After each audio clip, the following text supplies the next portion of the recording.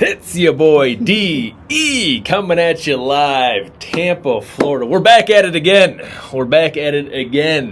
And in this video, we want to talk about we've been here for 3 years, and was it a mistake?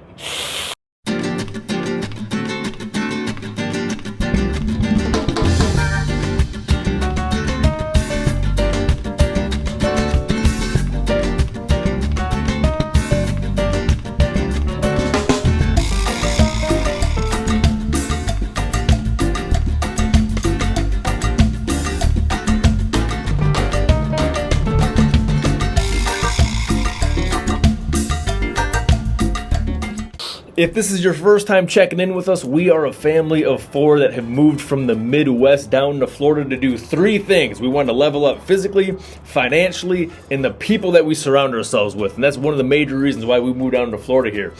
If you haven't done so already, in our bio, we have a link to our Facebook group that we're putting together. Make sure to join that. Also, make sure to like, comment, and subscribe. Let's jump into it right now. So the first thing we're going to address is, how is it living down here? There's a few things that are different. There's a lot of things that are different. One of them is the cost of living. So the cost of living, as everybody knows that's watching this video, in the last 3 years, the cost of living everywhere in the U.S., maybe not in like Guam or something like that, you know, if that's considered the U.S., everywhere else, cost of living has exploded, went through the roof. And so we're still attacked by that down here in Tampa, Florida as well. I mean, we've seen rents, you know, a 3-bedroom probably 3 years ago when we first moved down here probably costed about $1,800. Now it's over $2,000 to be able to either rent and or like having a mortgage as well. A quick little fact is that, at least here in Tampa, Florida, people spend about 50% of their income either in rent or in their mortgage. And that's not just Tampa, that's probably anywhere in the U.S. That's very true.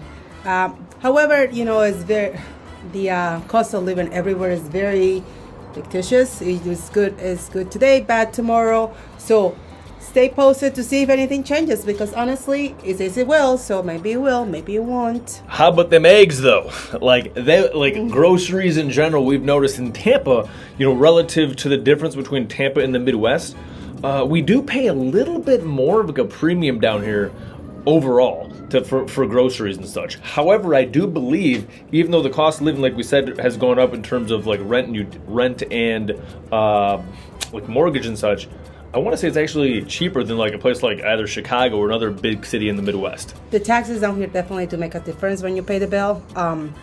There isn't like a city tax, state tax, county tax. Chicago, Cook County has its own tax.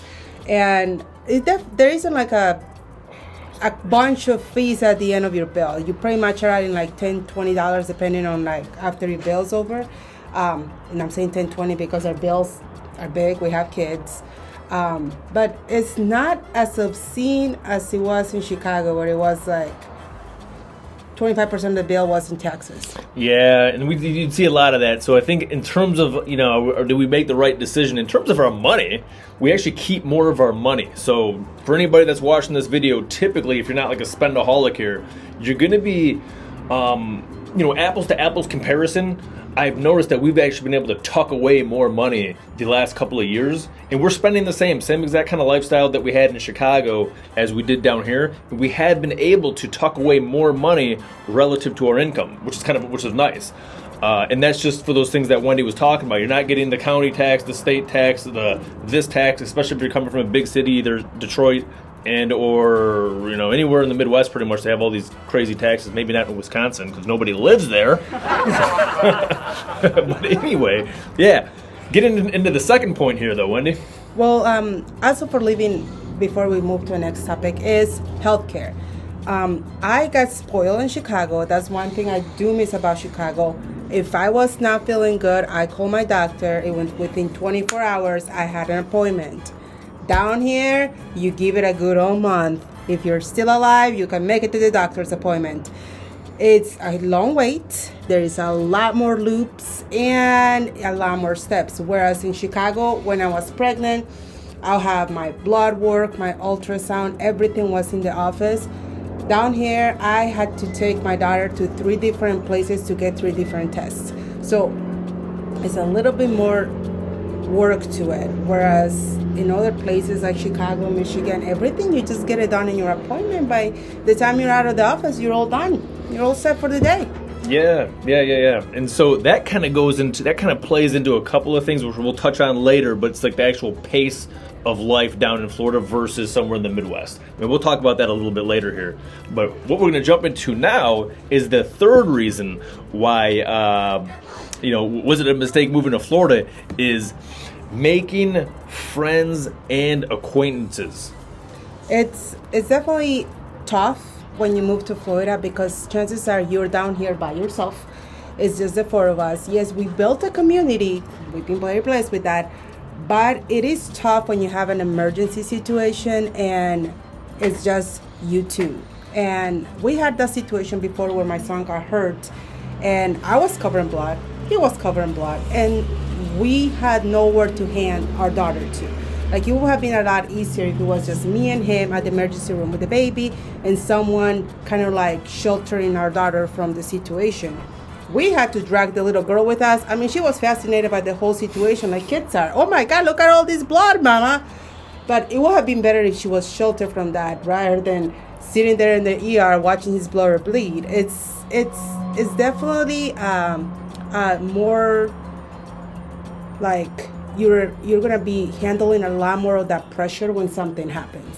Whereas if we were in Chicago or if we were in Michigan, it would have been spread across the board in your family, where someone would have taken your daughter, someone would have taken the kid, and while you were sleeping because you were in the ER all night, someone would have taken care of your kid while he was being, healing. So it's definitely a tougher, more, you have to absorb the shock of it, but once you build a community and there is not an emergency, it's definitely great. yeah. And so just to give some perspective on that, basically he's hit his head on some corners and cut his head open. Things that little 3-year-olds do. So it's not like you got hit by a car or something like that. It was literally just like you cut his head. Head injuries bleed a lot. Yeah, very vascular up there, that's for sure. So yeah, in terms of making friends too, so how do you do it? Like, how do you actually build a community? And there's a couple of ways we've been doing it. Number one, we go to church. And so we have a lot of people, we have a really big support network at church. People want to watch their kids because they love them and hey.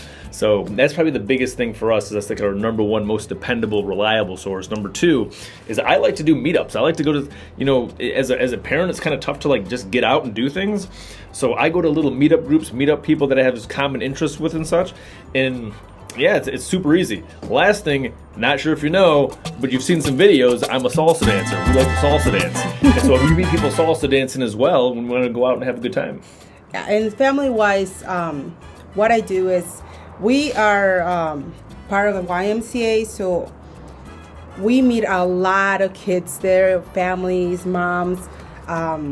So if you hire a family, just kind of go to family-friendly places. Be part of a family-friendly establishment. Like, it's not the same to go to LA Fitness or Lifetime Fitness, where it's more like for like the, singles. That's a great or the point, working by the way. Professional. Whereas these smaller places are like, they're for the family, kids activities and all this stuff. So what happens in these places is that while your kid is at the same play and you're going to your Zumba class, I don't do Zumba, I do body combat, it's great. You get to meet these moms, and then when your kids are at the park at this establishment, then you get to talk to each other and your kids know each other. So all of a sudden, not only did you build yourself a little mom community or family community, your kids just made themselves some friends, and in a very safe environment. Another thing that I do is I go to parks. And when I go to parks, I just kind of start talking to the moms. Oh, how old is your kid? Kids are beautiful. So I just comment, very honestly, you have beautiful kids. How old are they? What are their names? And next thing I know, we're setting up another play date. So kind of like, just be friendly, be open. Yes, it is kind of like tough when you're shy, because naturally I'm shy. But one thing that Florida did for me was, it made me change that a little bit. I became more friendly, more outspoken, more like, okay, let's. Tough to not we be- got a friend right there. Let's make it. Yeah, tough to not be friendly when it's 80 degrees out, you know, True that. and it's the winter time, you know, you're getting a suntan in the winter. So going on to number 4, which you had something about multicultural. So one thing that is wonderful here in Florida, which is in Chicago as well, in Michigan, but I know some parts of the country, and I hear a lot from people that I meet, is that they're coming from places where it's a very like neutral community, you know. You have a lot of either one community or the other. Down here, we're all living in the same place. There is no little Mexican town, little Chinese town. No, we're all down here on the same place, living around each other. So your kids are really like able to explore these multicultural like food and cultures. And it's great. Just to jump in there, it's kind of like in Chicago, you have like little pockets everywhere. Whereas down here, at least in Tampa specifically, we found that it's just everybody just kind of like lives in like a big mixing bowl effect, as opposed to be like on certain sides of the town and such. I mean, that does happen a little bit, but not nearly as much. All right, lastly is lifestyle. So in terms of lifestyle, right, we said it previously, it's a slower pace of life in Florida.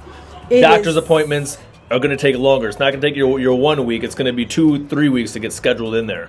And so that's what Wendy was talking about previously. It's hard to get used to it, especially if you're coming from a fast-moving city. Places like Chicago, Detroit, New York. If you're a New Yorker, this is going to drive you crazy.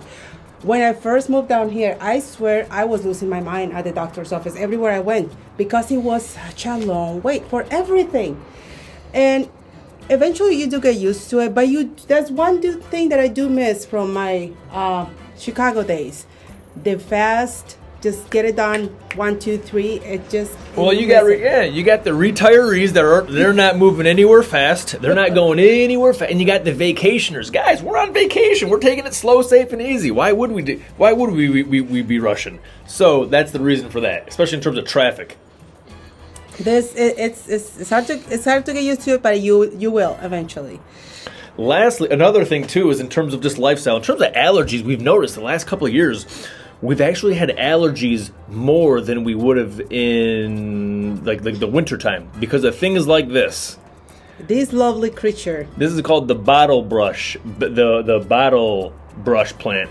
This thing, it has literally been blooming. It bloomed in January. It's March right now. It blooms again in July. It blooms again in September. And then it blooms again in December.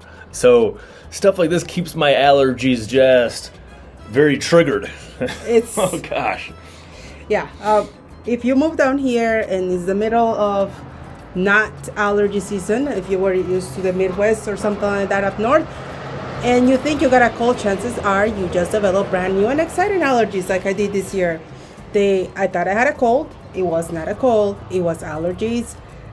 Once I took a couple Zyrtec for a couple of days, it was all clear. Alrighty, and to wrap this video up here, overall, was it a mistake to move to Florida? I don't think so. I like it. All right, I guess that's convincing for her. If you're asking me, absolutely not. But, I guess we'll see how that plays out. So you got to stay tuned to some of our next videos where we'll go into how moving to Florida actually changed our lives. And we'll give you specific details on that. So make sure you stay tuned for that. Make sure to like, comment, and subscribe. And we'll see you next time.